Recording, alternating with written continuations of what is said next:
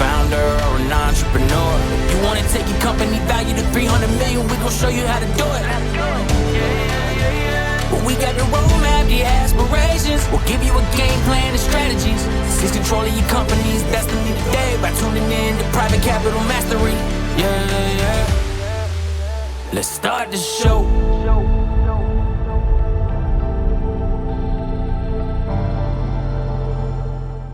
Welcome back to the Private Capital Mastery podcasting community. I'm your host, Brian Franco, and today we're going to be talking about scalable foundations for attractive valuations. And we are joined by our guest, Guy Cassidy. Guy, thank you for being here with us, spending the time together. Tell us a little bit about yourself. Oh, good morning, Brian, and thank you for having me. Oh, of course. I'm a fractional CEO advisor, and I bring over 30 years of experience as president and CEO of middle market businesses with revenues up to over $250 million. Wow. So, fractional CEO, right? Advisor, yes. Advisor. So, when you have a look at so many different types of companies. Every day must be like a field trip for you, right? That's first of all, I had a vision. I had the view of a lot of other businesses as a president and CEO, a number of businesses. But then, yes, now I get every day, I get a chance to take a look at a different business or, new issues and so forth for a variety of businesses. So the beauty of it is the variation that I get to work with. And like you said, issues, and I like to call them challenges, because you step into these companies and you see the challenges that they're facing, and depending on where they are on their journey, right? And definitely depending on who that leadership team is, because, you see it. You see different companies, but you also see different leaders. That's correct, and I like your word, challenges. I try to use that. Issues is something I used for a lot of years, and now I'm trying to make that conversion to challenges. But no, in any event, when these challenges, and what you do is you have to take a look at the business. Any business is going to have it, even if it's a growing business. It's a challenge. Is okay. How do we get this to a level that we're going to be fully comfortable with, or it's fully fulfilling for us? And then all of a sudden, guess what? Things still happen. Yes. And that knocks you back, and then you got to reset and you go through that. So, and the challenge for, when I take a look at a business is their ability to address those challenges and their openness and be able to prioritize which ones are the ones that are going to get the greatest improvement in their business. Is that just comes down to, would you say it comes down to coachability of the team, or is it more, is it different? I would say that coachability is a key element, and it begins with their accountability. Okay, and when I mean accountability is it how do they look at what's in front of them? Do they appreciate it, or do they look at it as a problem and has darkness to it, as opposed to look at it from a light? I've got to shine a light on it. And look at it, wait a second, here's some contrast that I can do something with, or maybe I need to just set it aside because I got to prioritize. You do. Yeah. And we'll dive in. I know you have some great case studies for us. We'll go over those and talk about those. But when you do put those things to the side, does that, as you described just a moment ago, does that mean you are just not addressing it, or is that when you say you put it to the side because you're addressing an individual on the side, or what does that typically mean? Well, I was focused on the challenge first. And the challenge first. Maybe, and sometimes that could be the person, right? It could be the person. And when it is the person, you need to put it into context with that individual and say, okay, understand them, how they operate, when's the best time to deal with that. Oftentimes it's good to put a gap between its occurrence, because then we're both in a different position, and we don't have to worry about myself being in the right place and them being in the right place. It's hard to always say, okay, appreciate the contrast that we're having. It is hard, right? Because you're trying to separate business challenges from sometimes the ego, right, of the individual, and we're all human, at some point, and we all have an ego. It's just how charged is that ego, right? And so that really differentiates the leaderships, right? Exactly. Yeah. And the leadership starts with that accountability, and within that accountability, like you say, ego is one of the elements. And what I've found is it's back to do you look at it as a challenge, turn that challenge into an opportunity? Yes. And back to when do you need to address it and how to address it? Well, that's a great intro and a starter because it really speaks to the magnitude and the depth that you dive into within these companies and within the leadership team and so on and so forth. So let's dive in. I would love to hear, more about your experiences and your case studies and the work that you've done over the last 30 years. And so I want to start with this. Some businesses do struggle, with growth. And as you described, sometimes that struggle is in the beginning. Sometimes it's, 5 years into the business. Sometimes it's 15, 20 years in the business, depending on, I see it as how far and how hard they're pushing the throttle of that company, right? Because you could grow too fast. There is such a thing. And so, but, what do you see as companies typically struggle with when it comes to building effectively scaling their business, whether or not they're mindful of what they're doing to their valuation, because naturally that's what we like to talk about. But, and we'll connect the dots on that, but, what's holding these companies back from, in your experience, from reaching that potential to grow and scale? Okay. First of all, I would say most businesses are struggling because, and the reason for that is they're just competing as opposed to the level of excellence that they're striving towards. And they're not striving towards how do I really get in front and have something that really provides competitive separation. And ideally, how do you get to competitive greatness and be driving to that? Yeah. And that then you start at the top, and I got to take a look at what is my offering, the products or the services that I'm offering, okay, and how strong is that? And then the customers the market that I'm serving, and the attractiveness of the market and the customers, and having a focus in terms of do I really understand what works best, and am I leveraging what's working best for my business? And then saying, okay, now I've got some challenges here. How do I then factor those into play? Does that make some sense? It makes a lot of sense, and it's just like, I pause because I think, where do you start? So when you parachute into a company and you're advising them, I mean, what does that look like? That process? The ideal situation for me when I go into a company is to go in and do an analysis of their products and their customers, and understand which of those customers and products are providing the greatest amount of their value of the company, or gross. And I like to look at it at the gross profit level, not at the revenue level, because a lot can happen between that and the gross profit. And the gross profit then really is an indicator of how much money do you have invest in the growth of the business. Yeah. And so, and what typically happens, not typically, it always happens, is 20% of the customers and products account for 80% of the gross profit in a company. Yes. And then the remaining 80% account for 20%. And so that's what ends up happening. Then you start to look at that. And so then you start looking, how do you leverage that? And how do you reduce the complexity that you have in the other? Okay, so I can't help myself, but I'm going to tie this into valuation of a company and into the work that we do with M&A. And because in mergers and acquisitions, when an investor is looking at an opportunity where, of course, they're looking at revenue concentration, they're looking at customer concentration, but you touched on a very important point, and that's concentration of profitability, right?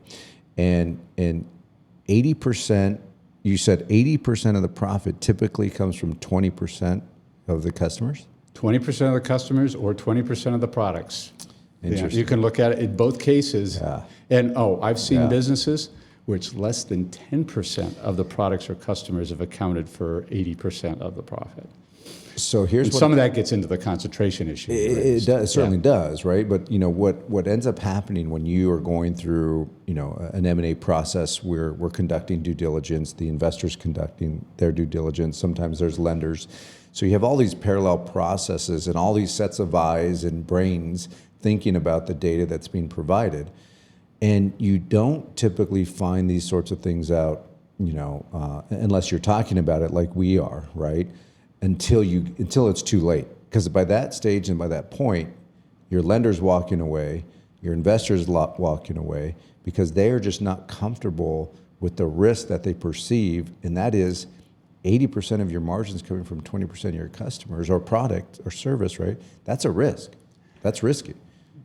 It is, but you can't change it. Okay? It is a fact that even if you start thinning that out, you're still going to end up with that 20%, accounting for 80%. What you've got to do is you've got to make sure that you have sufficient diversity in that 20%. Okay, you answer my question. Yeah. So that's how you solve for that challenge, right? Correct. That's amazing. Out of curiosity, just in all the cases you worked on with all the clients that you've advised, is that the result majority of the times, this 80-20 rule that you're sharing with me? No, it's not a result of the majority of the times. Okay. All the time. All the time. All the time. And Wow. it's with clients and with businesses Wow. I've run into and afterwards. I challenge you to find a violation anywhere outside of business, in business, that violates that 20% is going to account for 80% of what's going on, whether it's the problems, whether it's the value, or so forth. Well, it's like it's a physical law, a law of physics. Yeah. Although it's not. It is interesting. Yeah, because when we've done SWOT analysis within our firm, and we see our clients have SWOT analysis as well. And in those, strength, weakness, opportunities, and threats, right? And you look at that, and but this is one of those that is could be a threat if it's not addressed appropriately. And so, how do you, knowing you're going to find that result, how do you approach that, whether it's a product or a service? Well, first of all, that's what you want to leverage. Okay? That's what's working. And go in and understand, get into those products, get into those customers, and understand what's working. And the challenge then is, the drive is to leverage that and say, okay, can I apply that to other customers and products that I have? Or do I need to do some weeding out? But ideally, what you want to do is you want to mirror that. At the same time, though, you still want to expand that. And you want to take a look at those 20% and say, that's what I use for measuring how I'm doing. Those are the products and customers I look at and say, okay, if I'm going to grow this business, what's my level of the competitive attractiveness in the marketplace that those customers are in, as well as the attractiveness of my product or offering, and how much separation can I get in that, or how do I increase that? I know I could nerd out with you on this topic alone for hours, but can you give a case study of a client like this, and how you help them overcome this challenge?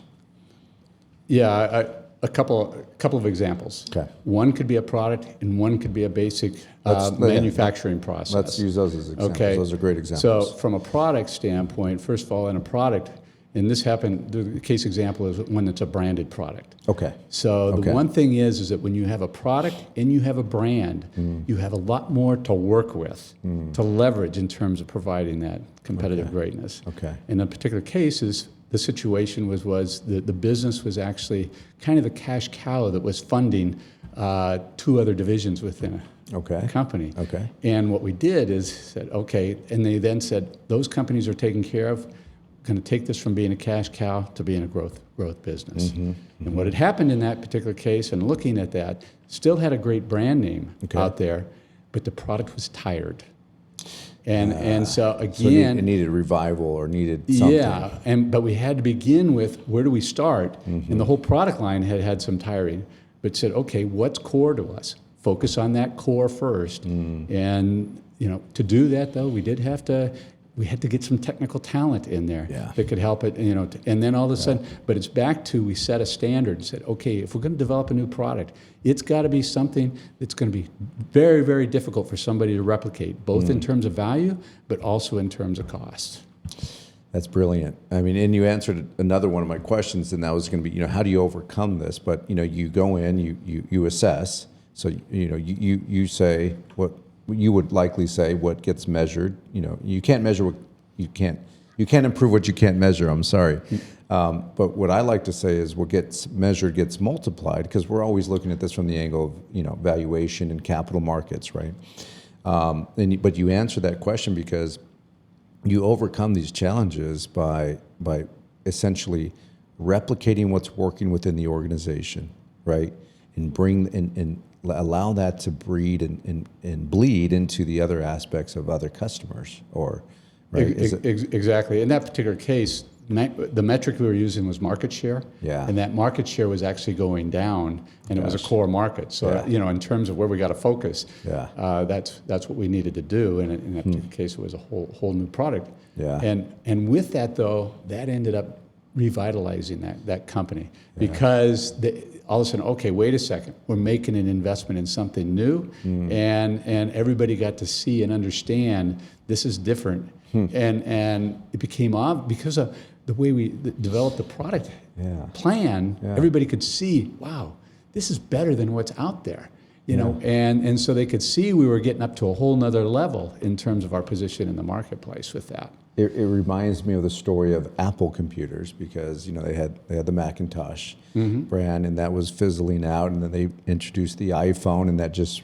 revitalized and re-energized the entire brand and organization, which was extremely powerful. But it was a pivot, right? It was a huge pivot for them. In that particular case, we were replacing a product that was already on the vehicle, and somewhat, and it was a different type of. So there was a whole new design, and so yes, it was the beginning of a pivot. That pivot then expanded beyond. It happened to be a product that worked on a truck. Okay. And what we did is we improved that area. Then we took it to that technology or that engineering capability. We took it to another part of a truck and created a whole new product out of it. That's now, impressive. That didn't have, this is metal and everything, and it was on a truck, so you got to, so, that was something that happened over, a 6-year period of time. I would imagine, it can't open overnight. So we talked about products. Because some of the listeners tuning in, I mean, they're in the service business. Yes. Can you share a case study of a service company? Yeah, from a service company standpoint, what's a good example from a service company? Yeah. Distribution. Okay. Good example. It was a combination of one business I'm thinking of is a combination of a distribution business as well as it had a product. Another one's got a service business. Let's just stick with kind of a full distribution. They did not make any products.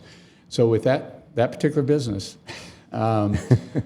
That one, back to the concentration, we were down less than 10% in terms of the customers and the products. Okay. And in that particular case, then it was back to, okay, how do we leverage that? They had so much variation out there. It's back to, okay, we could just focus on that 20% and start weeding out. And with that, we could start reducing complexity. Yes. Okay.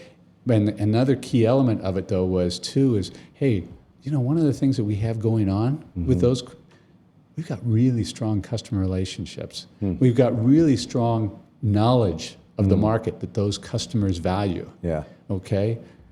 When we take a look at those other customers are buying on price. They don't value the knowledge that that firm brought to that customer, and therefore, and the value that they were able to get from that. It's fascinating. It's not surprising, because when you just have to take that time to look at that business in that way. When you take, because what that does is that really simplifies it. It does. And it takes a lot of noise out and helps you better get focused on what is it that really provides us that leverage, and then how do we do more of that? And then when you're doing that, then when problems come up and what's wrong, it's easier for people to start saying, oh, wait a second. It's an opportunity. It may be an opportunity to do more, somehow fix, or it may be an opportunity to set aside. Are there any tools out there for entrepreneurs that can help them, find out within their organization, how to address these challenges? Or is it a tool? Is it a software? Of course, it's you, right? But in the work that you do, but are there tools that? Well, it begins with. 2 simple things. Okay. Number 1 is your metrics, your KPIs. And we can get into that a little bit more. But number 2, just put a very simple matrix together, a 2x2 matrix in which you're looking at importance and urgency. And then prioritize from there. And understand those things that are the most important and urgent, and those things that are the most important and less urgent. And what you want to do is you got to address those that are most important and most urgent. Yeah. And then but you don't want to keep that box full. When you're doing that, you want to do that in an approach. Figure out, how do I do that so that I have less of these that are urgent. Yeah. So I can then have a bigger box of what's important and less urgent, or what's most important and less urgent. Yeah. And then that's back to that leveraging. That's okay. Right. And then so with those, then you've got to find some sort of metrics that you're taking a look at in terms of those. Okay. And at the end of the day, it's back to how are they contributing to the gross profit? I see. Yeah. And when you take a look at that too, is it not only are they contributing, but what are they resource requirements associated with that? Yes. Whether it's in process or whether it's in that talent that's not in the variable line, it's sitting down in the overhead line.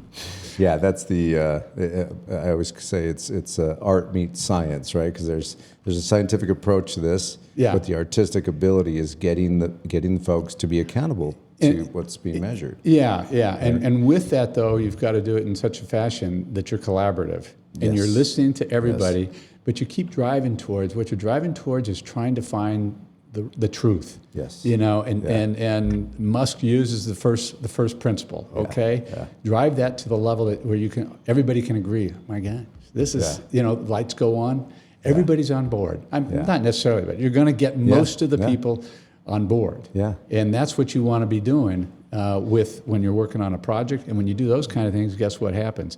The shareholder, the customer, and the employees are all coming out fulfilled once you start getting some momentum with that. That's amazing. That's amazing. Well, guys, as we wrap up here, I just want to recognize that the work that you do and within companies is exactly as you described. Over 30 years, you've been doing this work.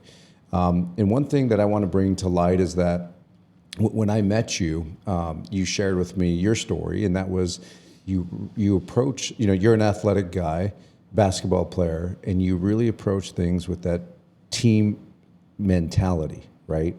And I'm just curious, like I imagine most of us have played sports growing up along the way, or some sort of group activities, but what does that mean to you in the work that you do, and how are you intertwining, how are you threading that into your process? Okay, good question. Yeah. I need to correct you on one thing though. Okay, correct. And that is that I played basketball after college, but I played football in college. Okay, well, great. And so that is a significant element too, is because I was an offensive lineman. Okay. In football. Yes. Touched the ball once in my high school and college career. So it wasn't about me, it was about the team. How do I make sure that quarterback is going to be able to throw, have the time to make the pass, to find the right receiver to make the pass?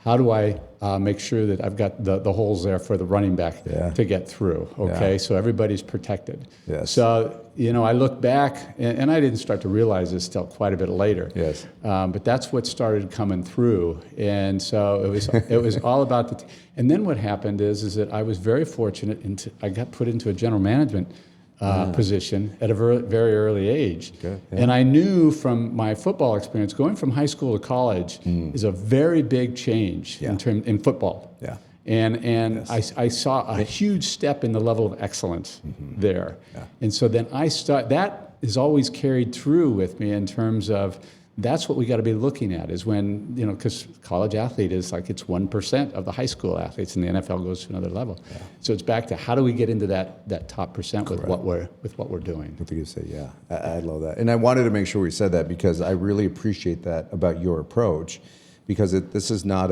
you're going in and you're working on one person. Yeah, and I guess the first person I work on is myself. Yeah. So in that, where I was going with that is in that general manager role. I walked into that. I'd had engineering background and some sales background. I didn't have the operation. I knew I didn't know what I needed to do. Okay. Yeah. And so it's back to that football. Best team wins. Best team wins. And so I got to make sure I've got the team around me that's going to be able to, That, That's right. and they're going to be better in their areas than I am. Yeah. I'm not, That's right. I'm not necessarily, I don't have to be the smartest person in the room. Yeah. I have to make sure I have the right people that are the smartest people for the business that we're in, and be very comfortable with that. That's brilliant. That's brilliant. Well, Guy, I thank you for joining us. Thank you for spending the time with me, sharing the case studies, sharing the experiences that you have.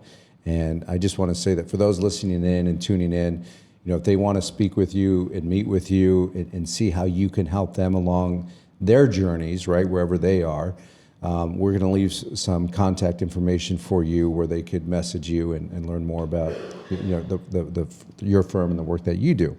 But with that said, again, thank you. Thank you for taking the time to drive in here, spend the time with us, and talk about everything we had a chance to talk about today. Well, thank you, Brian. I greatly appreciate the opportunity and the discussion. Yeah, likewise. And always happy, leave an open invite, open door to come back and sit with us again and dive into more of these details, because there's a lot. We could probably go on for another hour or two. Yeah. I mean, there's plenty of topics we can get into. Yeah. So maybe we can talk about that over drinks sometime. Yeah, that sounds great. That sounds fantastic. I love that idea. And everyone tuning in and listening in, I encourage you to reach out to Guy, because what I've learned today is that we're not just focused on, it's not just the measurements, it's not just the KPIs. Those are telling us where to start, and it gives us an understanding of where you're at today, but what's really important is where you want to be. And what I've learned from Guy today is that he's working in a way that's helping you and your team figure out what's the priorities, set the path, but in setting that path to that destination, you need to make sure that team is working together and everyone's in their zone of genius, as we like to say. So encourage you to reach out to him and have a conversation with him. And also, I will say that our firm, Meritage Partners, we work very similarly, and we start with the end in mind. And so we encourage you to reach out to us at meritage-partners.com or DM us as well. And we're happy to spend some time with you and just understand where you are on your journey, help you understand what your business is valued at today and where you can take it in the future. But with that said, I'm grateful for you tuning in, listening in week after week, and we appreciate your comments and feedback. We look forward to seeing you next week's episode, where we're going to be talking more about the private capital markets. I'm Brian Franco, and I'll see you soon.